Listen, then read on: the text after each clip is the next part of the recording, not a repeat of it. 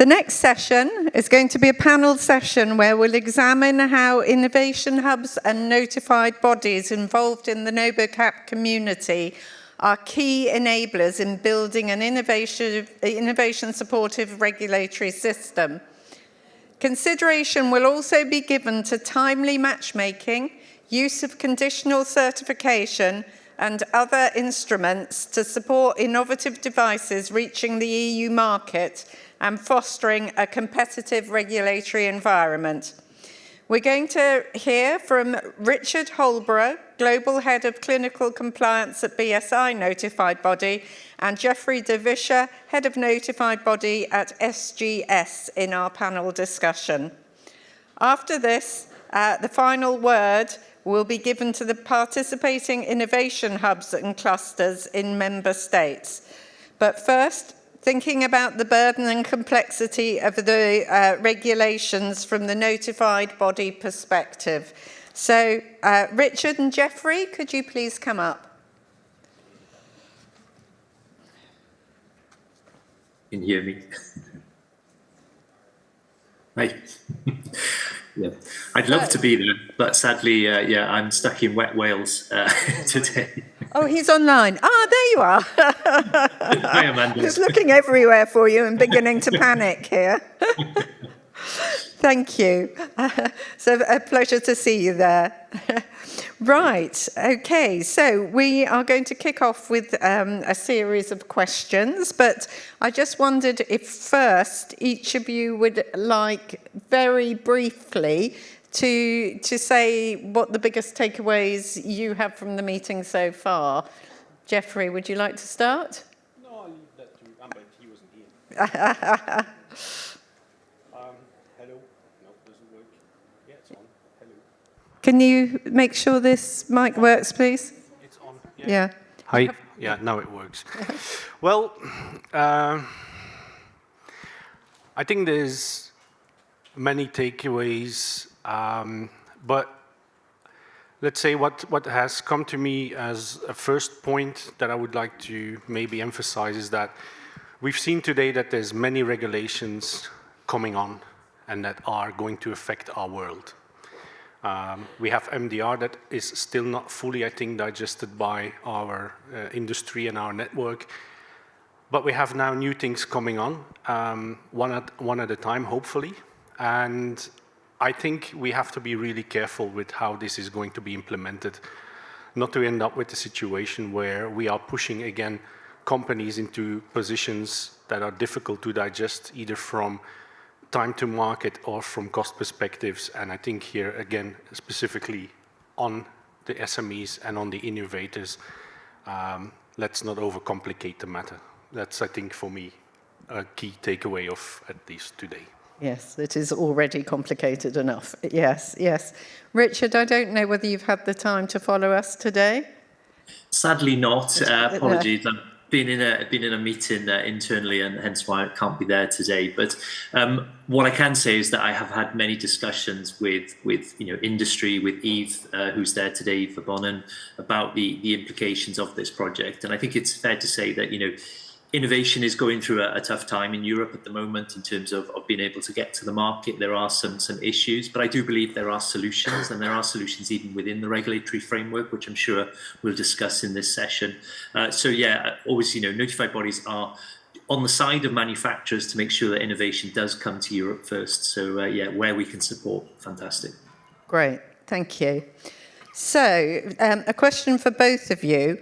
What is your view on the current preparedness of startups and innovators, and what impact do you consider this has in terms of direct and indirect consequences on investment in innovation in the EU?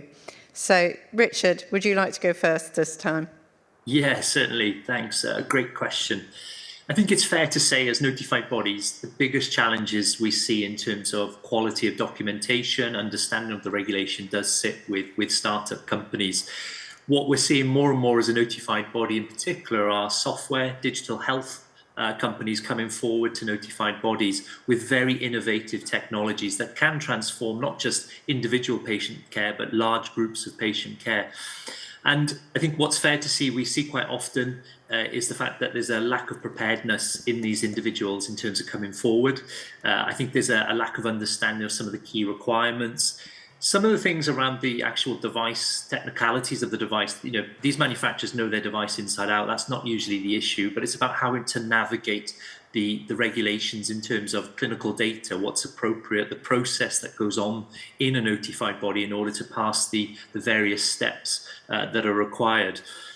What I do hear from manufacturers or investors in particular at the moment about the problem with the EU is not the regulation itself, but it's the I guess how I would describe it is the moving landscape that we have in Europe at the moment. We've only sort of 3 years plus into the regulation, and the amount of guidance that comes out makes it a very unpredictable landscape.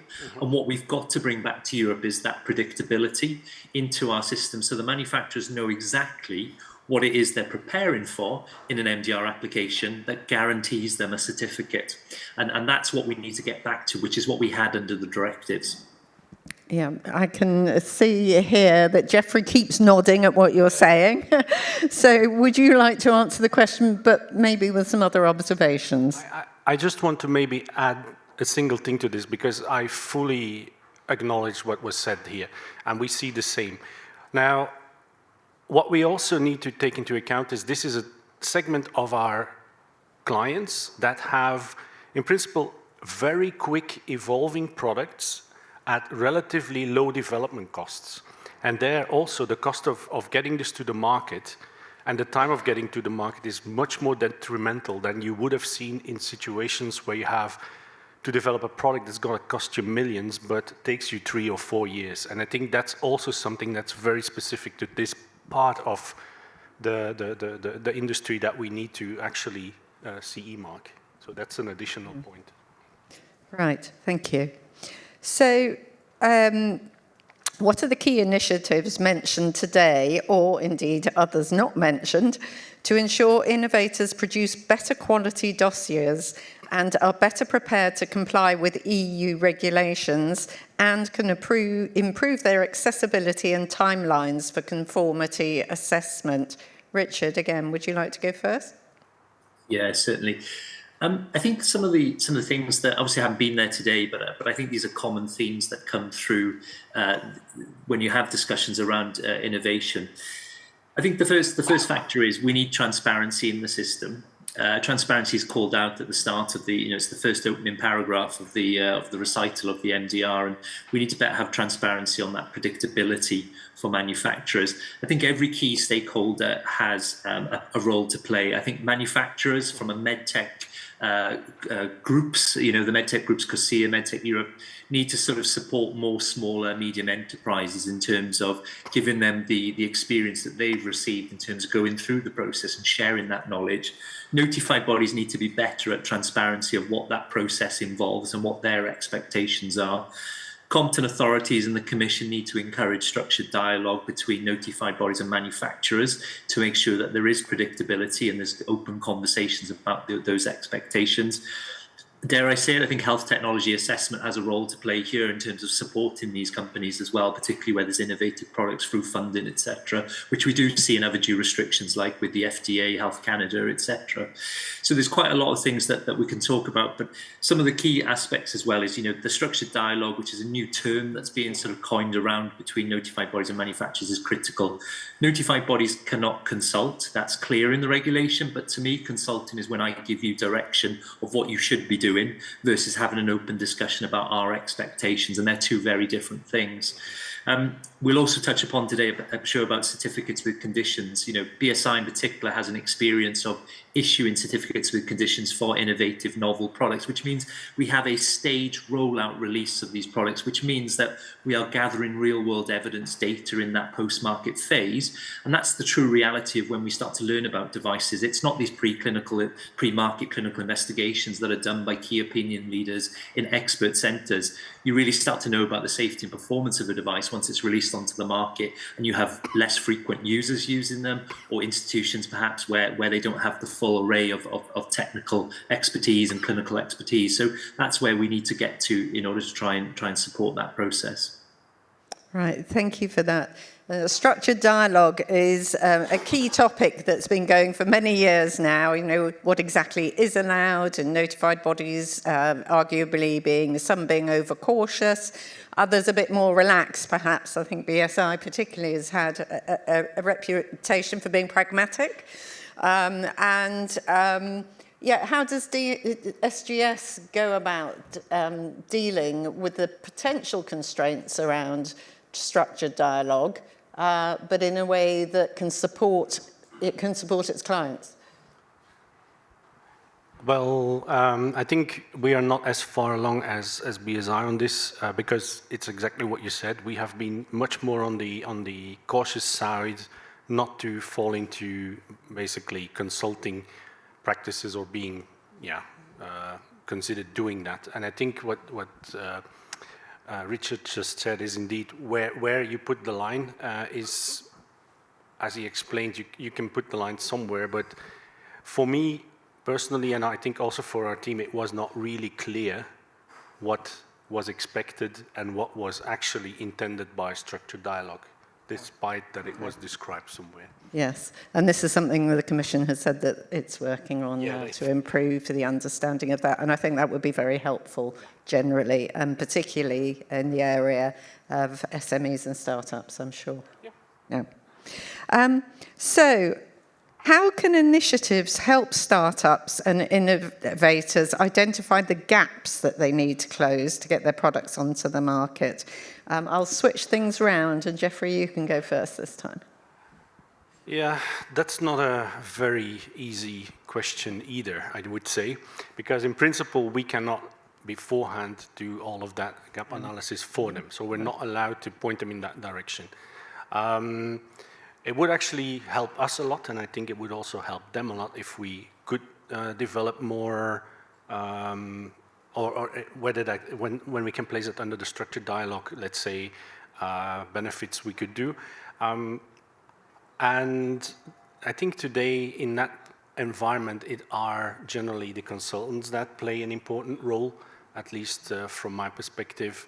But I think, yeah, again, if we could do more about that under the structured dialogue, it would benefit everyone. Yeah, right. Richard, any more further comments?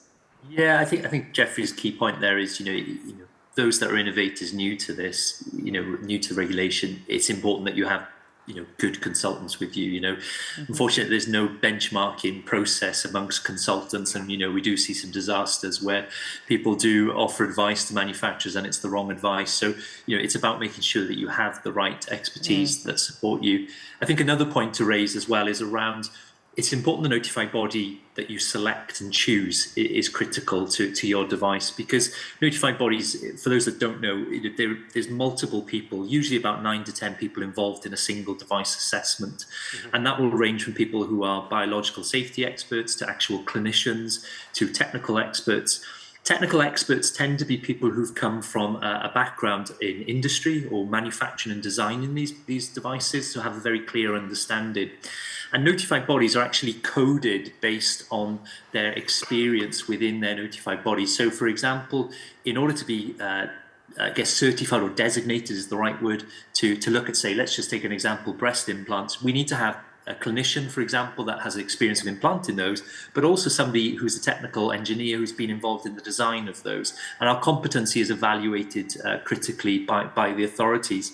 So when it comes to choosing a notified body, that's something that I know the NoboCat project is trying to do, is trying to match, a notified body with an innovative technology and who is best placed to be able to look at that device. And that plays an important role. And sorry, Amanda, I'm going to just go on a little bit here, because for a lot of high-risk devices, they'll be subject to the scrutiny of the European expert panels, which are a group of clinicians that are sat at the European Commission who evaluate the notified body's decision. And I'll be honest with you, out of the decisions that have come from those expert panels to date, not a lot are favourable on the notified bodies. And I think some of that is down to the expertise that notified bodies have. And this is why it's critical to have clinicians, or a notified body to have clinicians who are actively practicing, up to date with their CPD, who understand these devices, as well as technical experts. So the matching process for I think these initiatives that you're describing, I think are very positive, but it comes down to manufacturers making sure that they choose the right notified body that can give them the expertise that they need to get through this process as well. Yeah, you talk about the matching there and matching with notified bodies, but what went through my mind after your comment about the consultants who maybe sometimes give the wrong advice is, can notified bodies recommend consultants? Sadly not. Probably just as well. Yes. Yeah, right. Looking more into clinical and technical requirements, there are initiatives in the EU which give startups and SMEs access to some advice. For example, as we've heard earlier, the EA initiative on scientific advice and the expert panel advice. For highly innovative technologies likely to have an expert panel review, there is a parallel joint scientific consultation in preparation. How helpful are these initiatives, given there's no direct involvement from the regulators, decision makers, nor the notified bodies in these? So, Jeffrey, would you like to? I think this is really... This is really Richard, is it? Richard? Thanks, Jeffrey. Okay, go for it, Richard. Yeah, it's interesting. As head of clinical at BSI, I've been following this process very closely, and we have actually, in fact, had some of our clients go through this. Article 61.2 is the specific definition, but the scientific advice from the expert panels with involvement of the Secretariat of the European Medicines Agency. One thing that we've realised is that in order to have a predictable environment, you can, yes, have the scientific advice on clinical investigation plans, but the reality is most medical manufacturers will have medical directors, key opinion leaders that can provide them with that information. What manufacturers lack is the regulatory certainty in order to bring a device to market. And what we've learned through the expert panel process from our clients who've gone through that is that, sadly, the expert panels offer no regulatory advice. They only offer scientific advice. And in the context of what you're trying to achieve with getting a product to market in the EU, those two things go hand in hand.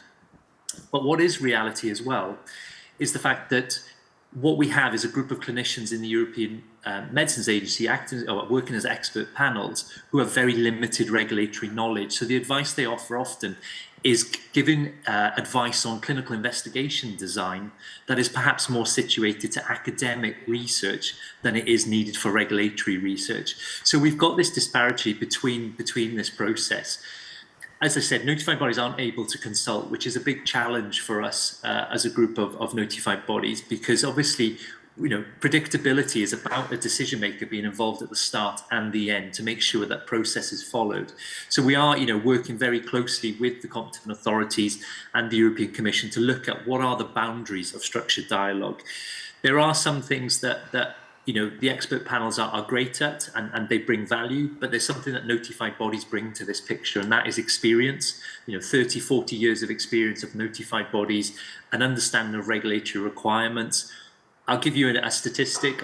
We certified a pacemaker lead that's been on the market for just over 20 years last week for the MDR. And I did a calculation of how many years of experience the notified bodies applied to that amongst those 9-10 people involved. That was 127 years worth of experience applied to one device that's already been on the market. So, notified bodies are in a really great position to be able to support this, and we need to see more manoeuvrability and flexibility from the European Commission in this to bring innovation back to Europe. Right, thank you for those comments. Anything you'd like to add, Jeffrey, or should we move on to the next question? Okay, yeah. When it comes to very highly innovative technologies, there are challenges around the clinical aspects and the more technical requirements for technologies that are not generally understood and for which there are no standards. What can be done here in terms of exchange of dialogue to support new products in such areas? Do you have advice for the MDCG New Technologies Group? Or what do you suggest? Is this another question for Richard? Or Jeffrey, would you I like? can start, yeah. Okay. So Richard, would you like to answer? Oh, sorry, Yes. apologies. I thought Jeffrey was going to take that one for the team, but I'll jump in. I'll send some his way in a minute. Yeah, so I think it's fair to say that, one of the things that the medical device regulation was meant to produce was common specifications. And common specifications are essentially technical standards, but specific to the European Union, that would set out the landscape of what these devices need to achieve. And one of the big things is around state of the art. So when you bring a medical device, an innovative device to market, what you need to be able to do is prove that you are better than or equal to what is currently available. That's what the whole process is designed to push forward. So when it comes to having discussions and thoughts around this, we do need to have more clarity on what those expectations are. We do need to have almost being in the UK, we have the National Institute for Clinical Excellence guidelines, and those are really great at being able to pitch what the benchmark is for these types of novel devices. And in the absence of common specifications, we do have some for what's called Annex 16 products. These are devices without a medical intended purpose. We need to see more of these common specifications. But I think what is needed is sometimes the boundaries of what should be set up, particularly as we start to merge into AI technologies, etc. Yes, we see the AI legislation coming, but we as regulators and co-regulators with our competent authorities need to think about what those boundaries are. And we do need to be clear on expectations. There are, of course, limitations. Understandably, when a novel device comes to market, usually, it's not going to have masses of clinical data because of the fact that it's novel and unique. So we as notified bodies need to be mindful of that and actually maybe lean ourselves into saying, well, the post-market data collection is probably where we're going to see the true evidence of these products. And that includes from SMEs and startups who may have very little experience of notified bodies in the first place. Yes, yeah, exactly. That's a challenge. That's a huge challenge for, it's again, to echo those concerns, make sure you get the right advice and you get the right people on board to support you. So hence the services of NovoCap being particularly important in this field. Completely agree, Amanda, yeah. Okay, moving on to conditional certification. I understand that you have information. Oh, right, that's another question for Richard. So I think we'll move on to the next one.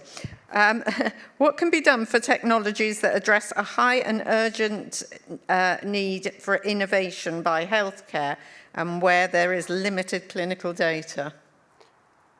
Well, first of all, this also, I think, relates to the conditional certification process to some extent, because here again, you're dealing with something that indeed can give you an advantage as a patient and as a treating physician, but there's not enough data. So again, I think, Rich, you already have indicated that basically BSI is doing this conditional certification.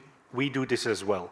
Yeah, we are limited, of course, we're not doing that for implantables and stuff because it's a bit more difficult to get that out of the patient afterwards. But I think that's one of the points here that is important to get these products to the market. Yeah. And there's some other topics I think that are coming so well.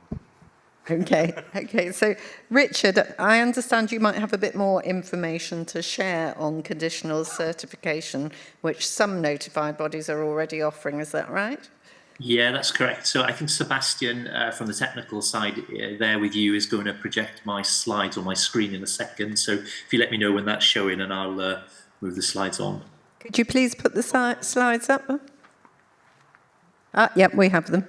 Fantastic. Yeah, great. So, certificates with conditions is again another hot topic that we've had as notified bodies. Mainly so because, so hopefully that will move on. Fantastic.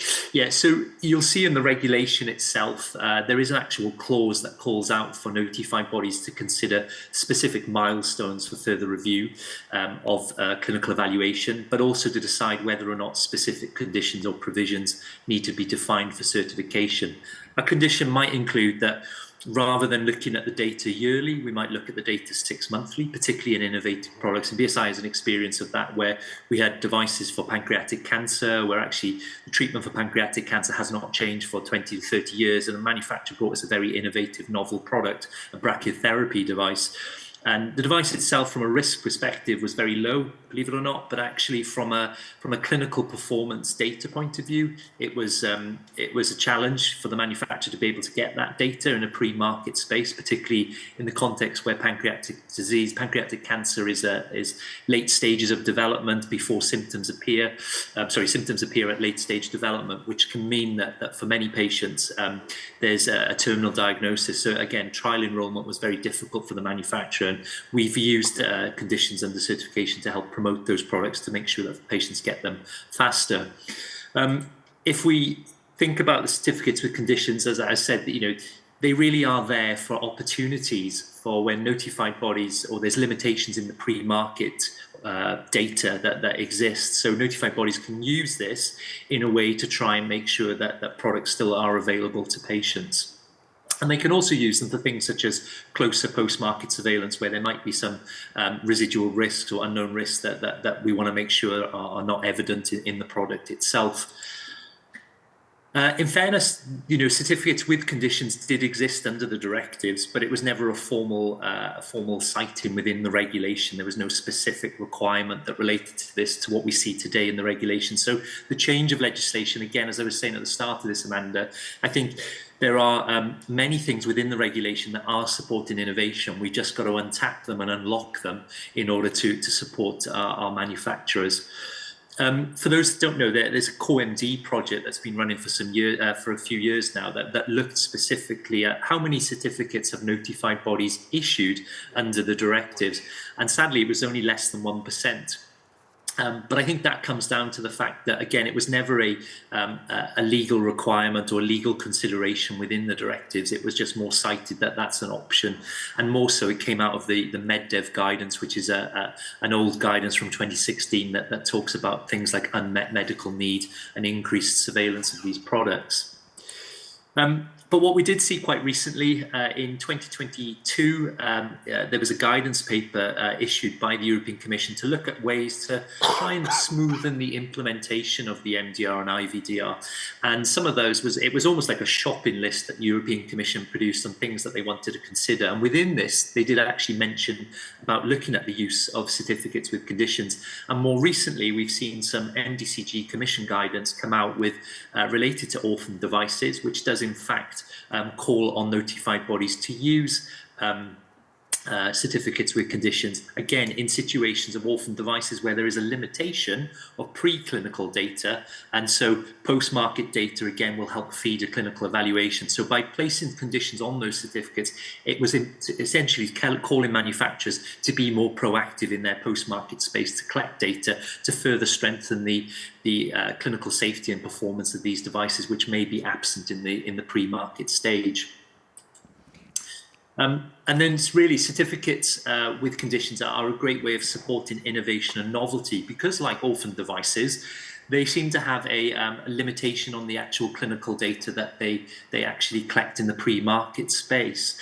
So really, again, very similarities to orphan devices, that by placing certificates on conditions, a requirement that additional data is gathered in the post-market phase to further strengthen the device's safety profile and performance profile.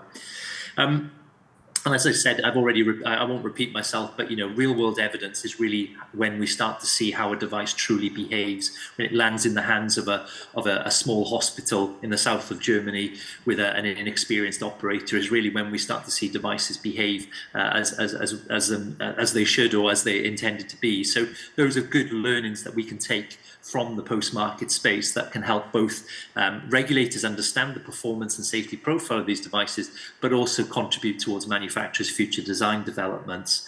And as I've said, some conditions have included things that reported back to notified bodies at frequent intervals during their post-market clinical follow-up.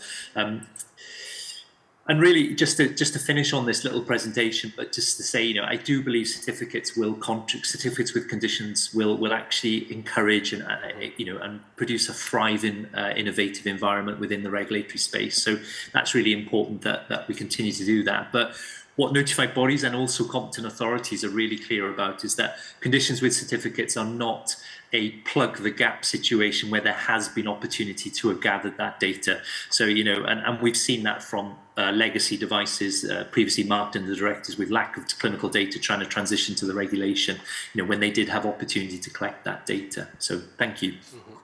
Thank you for that, Richard. So can I ask how many conditional certificates have you given under the MDR and IVDR? So under the I'll start with under the directives, we issued 3. Under the MDR and IVDR, we have 1 that's ongoing application where we're in discussions. Again, a highly innovative, novel product, but we're continually looking for opportunities to be able to apply this. Okay, great. Any at SGS? I think 2. 2? Yeah. Under the directives or the regulations? It's a regulation. The regulations, and already issued? I think so, yeah. Yes, I have yeah. to check with my, Okay. but yeah, we have some, yeah. Interesting. Right. I do have some more questions. As a journalist, I've always got questions. However, I would like to open it up to you now for any questions from the audience. No questions from the audience? Hello, Heikki Pitkänen from Lean Entries, one of the provider of the e-tool. Very quick and blunt questions. Do you see room for giving some slack for the innovators here? Is European Commission and the regulations or the guidance document too strict in some parts? What are your findings up till now? Where could we give them some relaxation? Oh, there's a challenging one. Right. Jeffrey, would you like to start? Is there anywhere you consider as too tightly regulated? Probably there are many, but I don't know where to really start. That's the issue I have on this question. I mean, yeah, the tool discussed today already was all this conditional certification. I think there's some other tools that were presented today where some of these really innovative companies can actually make use of, which is the sandboxes. We're involved in a project where you see these, where there's actually 5 technologies. It's in the AI field that are under development and where you can basically be involved while they develop and while they're also developing their Part 2 CE marking. And as a notified body, you can basically observe that and see where this is going. That's, for us, on one side, I think it's important for companies to interact with regulators, but also with notified bodies to get some view on how that is working. But I think the other way around as well. You don't have to underestimate what we as notified bodies can learn from such environments. And it can also lead to proposals for solutions in those fields. And this project is just starting now to have these sandboxes, so we're at the beginning. Actually, it's called Realm, and I think that's another opportunity where we can find improvements for specific topics. But let's say where I think we need to improve is basically on how we can support these small innovative companies better. I think that would help a lot. And again, it comes back to having a better structured dialogue where it's clear what we can do, what we can't do. All of that, I think, is important to be developed further. Right. Any further comment from you, Richard, on this one? I think to say that, we can never slacken the regulation. Law is law and the rules are the rules. However, what we can do is be pragmatic about their interpretation in the context of innovative and novel devices. And I think what we often see is occasionally notified bodies will take a very rigid approach to things in terms of the interpretation and apply that broadly. But let's not forget that the regulation is a risk-based approach. And therefore, again, that needs to be given consideration based on the devices. So we can never slacken it. What I would advise to manufacturers as well is that, there are times where maybe, you struggle with requirements or you struggle with the interpretation of meeting a guidance document. Justifications should always be considered by notified bodies, and where there's opportunities and alternatives as well, then they should always be explored and discussed through structured dialogue with notified bodies. But in terms of missing the odd GSPR because you don't have data is not something that we would be able to accept as notified bodies. We are accountable to our competent authorities as well. Right, thank you for that. I hope that answered your question to some extent. Any more questions from the floor? Any from online? Yes.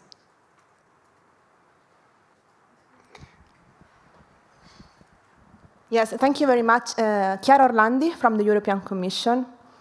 Good afternoon, Richard, Geoffrey, you know me quite well. No, I was very interested in listening to what you were reported, and we absolutely welcome, we are happy to see that you welcome the possibility to have this certification under conditions, and you know that this is something that we are working on. We had several exchanges already. And just a comment from our side in this respect, because we would welcome the possibility to get the examples of the cases that you consider for issuing certificate under conditions, because as you know, we are developing a guidance. We got a few examples in this respect, but for sure, the more we get, the better it is. Because what we lack from the side of the European Commission is for sure the real-world experience. So if you are willing to really provide us with any concrete contribution, this would only facilitate our work in eventually delivering something that is useful and that would really address concrete issues. So we are really, really eager to work on it and to close this process, this exercise as soon as possible, because as you see, as you saw, as you mentioned, Richard, this is something that was already mentioned in the position paper 2022-14. And there were quite some expectation also on the timing, but it was difficult from our side really to find some concrete examples of what has been done in the past and what is currently being doing also under the requirement of the regulation. So just to say that we are really happy to see that the process is ongoing also in the individual notified bodies, and we are more than happy to continue to work together on it, because we absolutely need to work together, and we really appreciate your contribution. So we are here and we are happy to get any additional examples that you can provide us with to help us building up a process that would fit for purpose. And then I have a question on the scientific advice to manufacturers, because Richard raised one point that is really interesting in this respect, because we have the EMA pilot for scientific advice to manufacturers according to Article 61.2. We have seen currently no involvement of the notified bodies, but we also didn't know that there was this kind of interest. It is true that we have to consider the boundaries between the consultancy and what the notified bodies can do.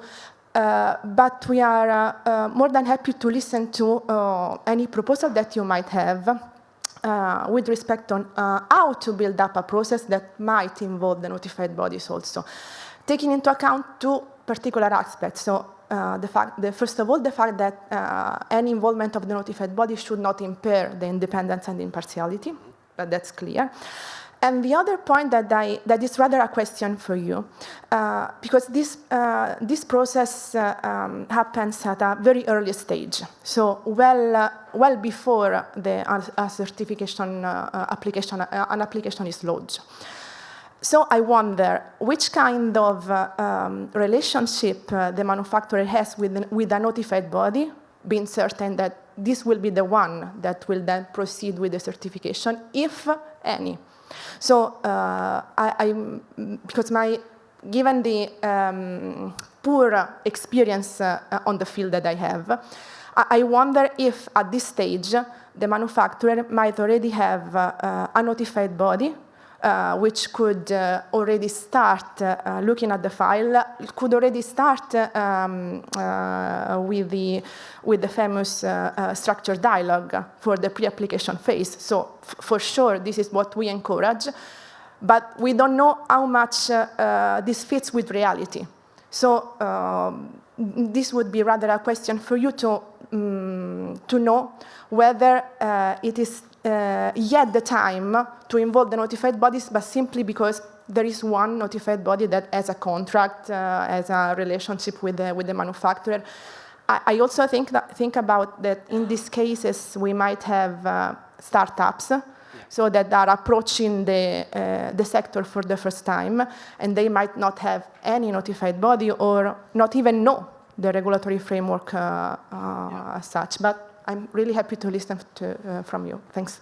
Thank you for the insights, Chiara. And yes, it would be great if, Jeffrey, you could start with an answer. I'd love to give a little comment on that if you allow me. So I think from a startup perspective, actually I've done that myself way back. It would be important, first of all, to get these contacts. I think notified bodies have, and it was indicated by the number of years that Richard's team actually worked on a single certification. We have a massive knowledge that we can actually use to help clients. How we use it, that's where the whole sort of tricky situation is. But if you remember also the session on investment, if a startup company wants to get to the finishing line, they also need to get to a notified body. And for them, it's value creation to some extent.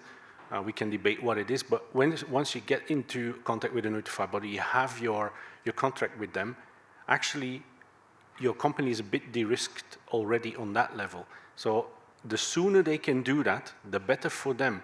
But for notified bodies, we also need to be able then to offer them something very soon in the process. And that's a bit where I think it needs to become clear what we can do. Even I think, and I'm going to be a bit blunt now, I think some of the impartiality rules are a bit too harsh.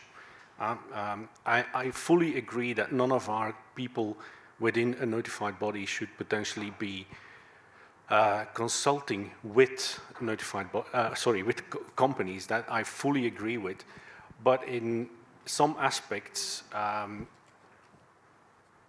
at the level of SGS, for instance, we cannot consult whatsoever, even if we can prove it's not our people whatsoever. And I think that might be actually a missed out opportunity, because you cannot offer the knowledge from a notified body even through a different, completely detached channel to startups and other companies. And that's maybe something that is an opportunity that could improve actually the value to companies, but also in the circle back, give us better files, give us more adequate things to look at, reduce our price, but because we have less time to spend on it. And that's maybe something, it's an idea, but it's, I think it's some value in that. Maybe Richard, if you... Yes, so Richard, would you like to go next?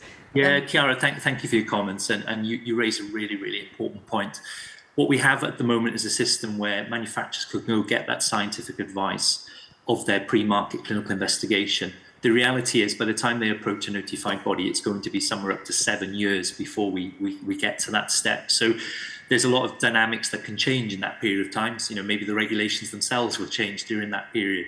However, what we need to do is we need to be careful, because obviously manufacturers will not enter into a contract with a notified body 7 years in advance of bringing their product to market.